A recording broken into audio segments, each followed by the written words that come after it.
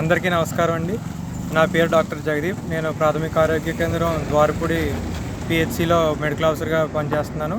ఈ మీటింగ్ దేనికంటే మనకి రేపు మార్చి 3వ తారీఖు మనకి పల్స్ పోలియో డ్రైవ్ ఉంది. పల్స్ పోలియో డే కింద చేసుకుంటున్నాం. దాంట్లో ఏంటంటే మనకి పుట్టిన పిల్లల నుంచి 5వ సంవత్సరంలో పిల్లల వరకు అందరికి కూడా పోలియో చుక్కలు 2 చుక్కలు అందరికీ వేయించి మనకి పోలియో నివారణ దేశం కింద మనకి భారతదేశాన్ని తయారు చేయించడానికి ఇది మనకు ఉపయోగపడుతుంది ఈ డ్రైవ్.